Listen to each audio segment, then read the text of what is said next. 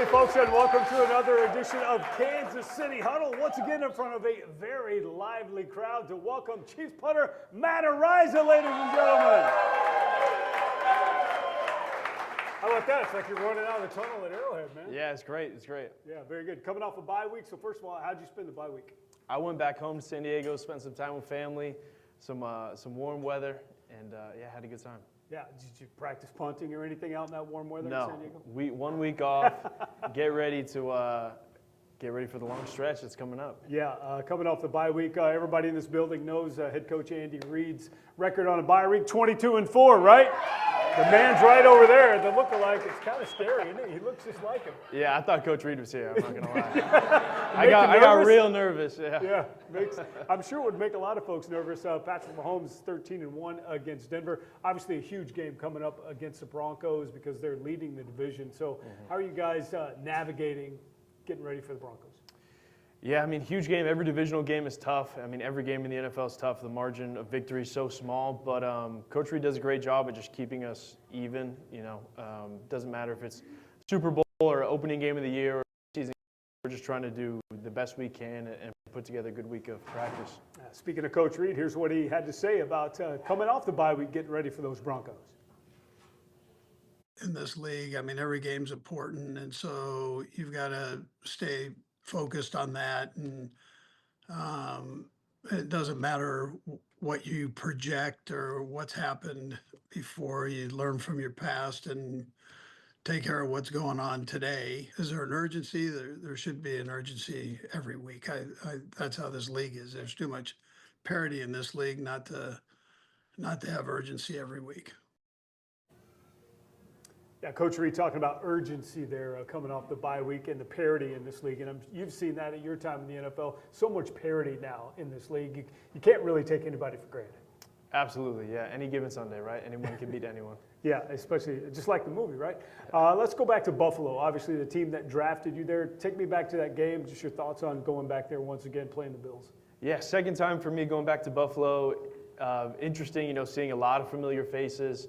And it was good, and definitely being their last time in that stadium. It was good to go play there, and the weather, you know, was pretty good, honestly, for there. Yeah. So grateful for that, and obviously wish we came out with the win, but it was a fun game. See familiar faces, familiar folks there? You still have friends back there in Buffalo? Oh, a ton, yeah. A bunch of guys on the team, coaching staff. Yeah, a lot of familiar faces. Obviously, you mentioned it, not the way you wanted the outcome to go there in Buffalo, but after the game, the locker room was right next to the post-game room. I heard Patrick Mahomes kind of telling you guys to get it in gear, to use the PC term there. Not going to pass along what he said because I think the locker room's private, plus I don't want to get fined here. But talk to me about Patrick Mahomes being a leader before the game, during the game, and then after the game. Yeah, I mean, we all know the caliber of player he is, so he's definitely that type of guy that we can look to, especially big games, big moments. I think he leads by example more than anything else, the precision that he does his job with, and yeah, man, he handles it all. Yeah, certainly one of those guys, when he speaks, everybody's paying attention, right? No doubt. Yeah, and same with Coach Reid. You talked about earlier him being even keel. How does that permeate through the team? Because, I mean, we rarely see Coach Reid get fired up, get too high, get too low.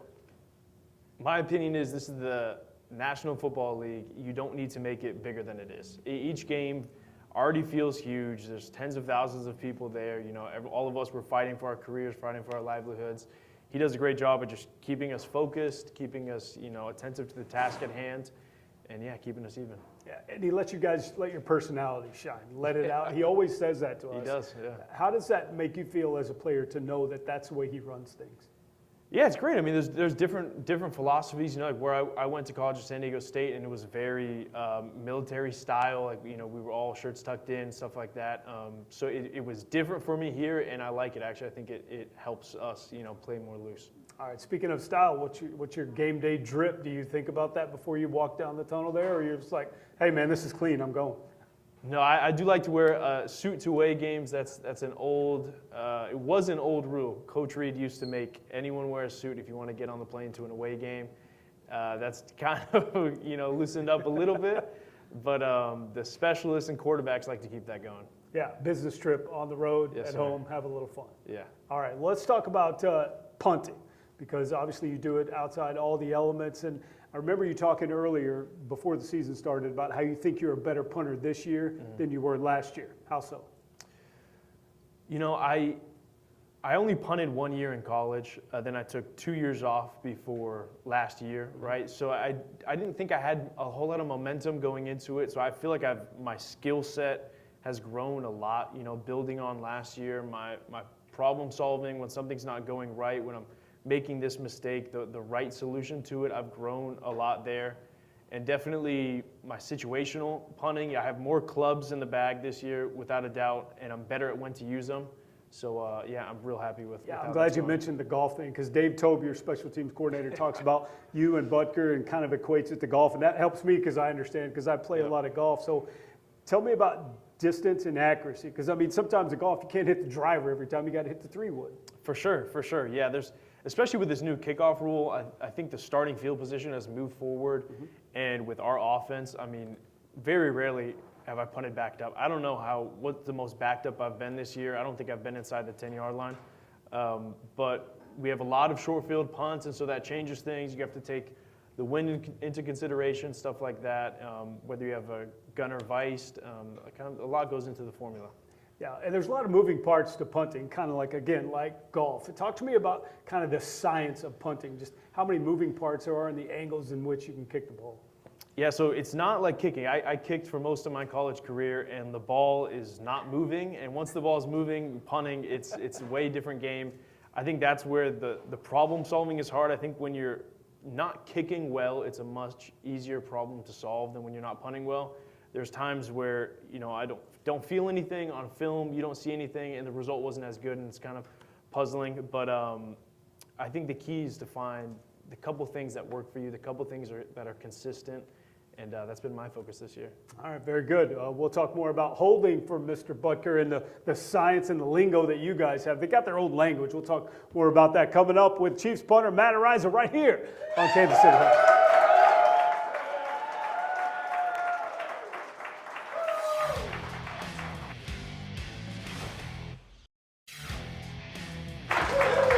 And welcome back into Kansas City Huddle with Chiefs punter Matt Araiza.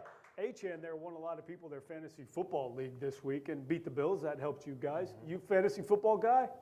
I do. I play in one league with friends. None of us really take it too seriously. And for me personally, I just picked Chiefs players, and I forgot to make any subs this week. Needless to say, I didn't win. I was going to say you didn't score many points because a lot of Chiefs are obviously on rosters. Well, let's talk about your kicker, whom I have on my fantasy football team, Harrison Butker. Me too, by the way. There you go. What's it like holding for Butker? I mean, I know you guys, there's so much more that goes into it than what we see for the 12 seconds it takes for you guys to punt. Yeah, I mean, it's all three of us, honestly. James is a big part of it. His consistency is great. There is a language to it. There is a science to it. It's much easier year two, kind of knowing it, going into it, the adjustments. But we do a lot to get dialed pregame and pre-practice to make any adjustments we need to. But like I said, James makes my job really easy, especially now going into year two with him. I have like a sense for where the laces are. It's great. And I know you guys watch film, and you're watching frame by frame by frame, timing this thing to see how fast things are moving. Obviously, you don't want anything to get blocked. So how is it detailed for you guys when you're getting ready for those punts and in the meetings? For sure. I mean, when you compare us to other position groups, the volume of our plays are way less. So we kind of dissect the plays we do have a lot. What's helped a lot is, like you said, going frame by frame, and so we did that for holds to count the frames from when I catch it to set it down, and then obviously getting it spun as quick as possible. But yeah, we're pretty dialed. And the Coach Tobe, what's it like being under his wing? It's great. I mean, he's a genius schematically and personnel-wise, so it's great to have that confidence knowing that he's going to put the best group out there. Shifting gears to the punt team, they've done a phenomenal job. Our gunners have done great.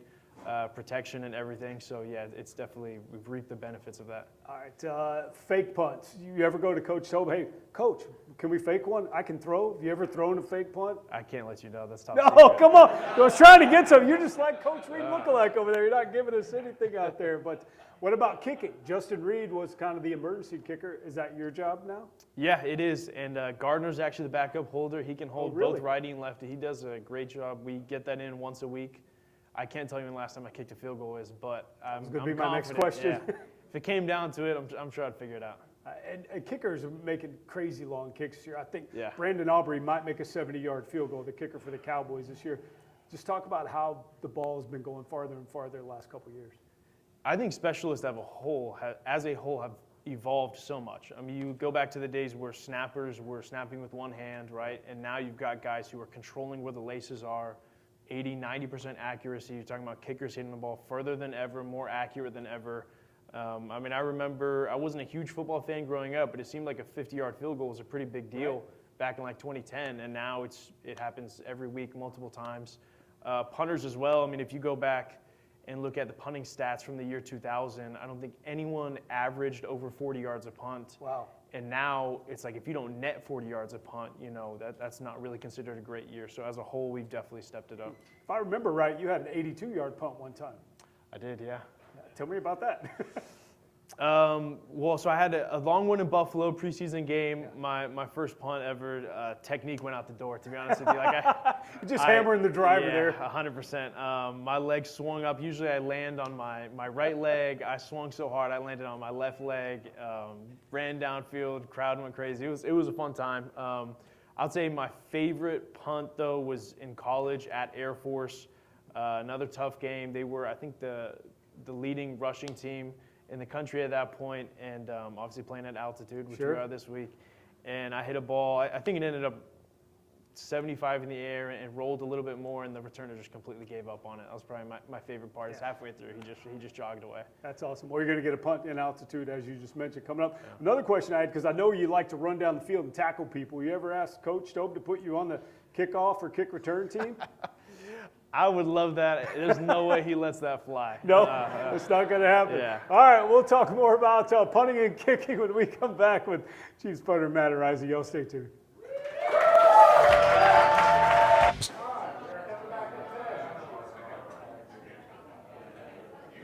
All righty, back in with the Chiefs punter Matt Araiza. Matt, let's first talk about you get to kick in Mile High. Do you have to change much with the altitude, preparation or anything?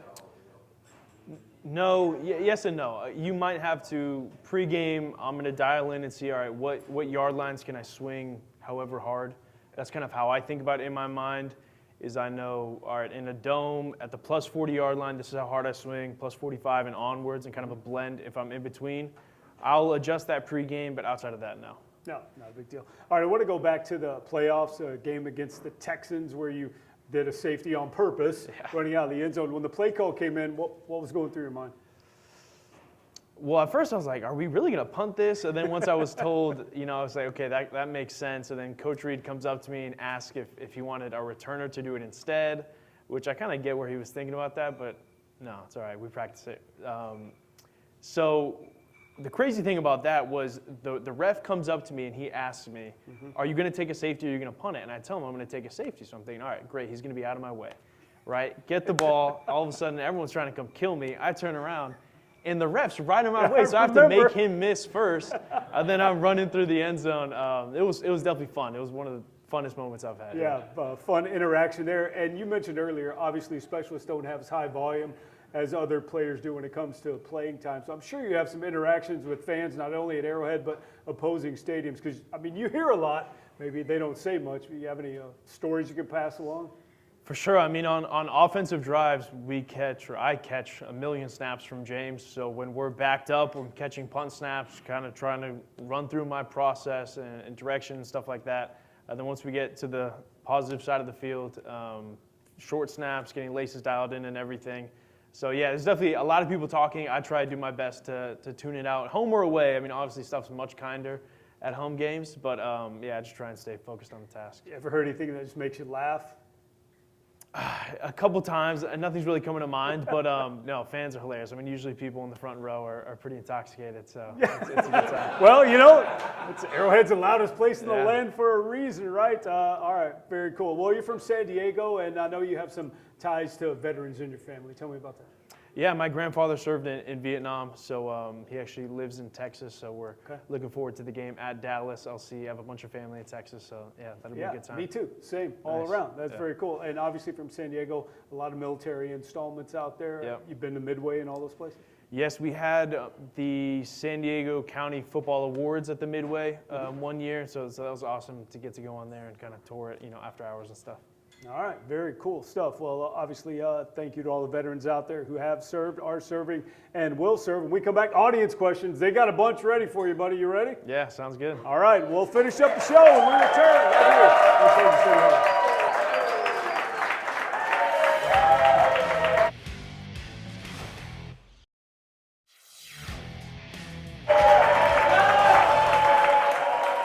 Welcome back to Kansas City Hall. Audience question time for Mr. Matt Araiza. Tyler wants to know, since you said earlier you didn't grow up a football fan, so how'd you get into punting?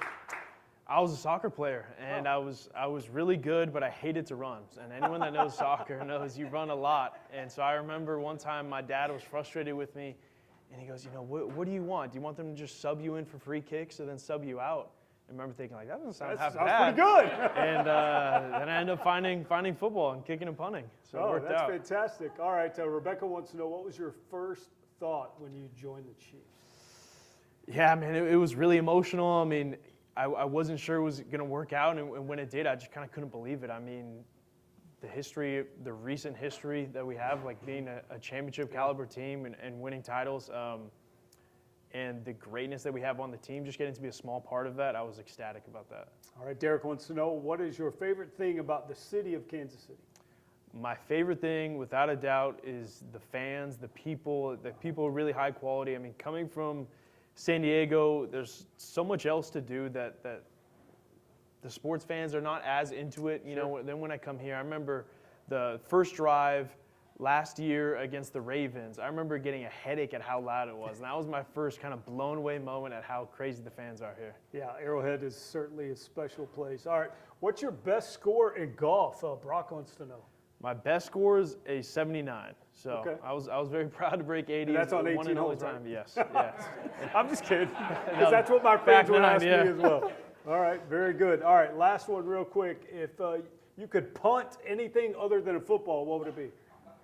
That's a good question. The haters? Yeah, we'll go with that. We'll go with the haters. We'll go with the haters. All right, thank you for joining us, Matt Araiza, and thanks everybody for being here tonight on another edition of Kansas City Huddle. Good luck the rest of the season. We appreciate your time. Thank you.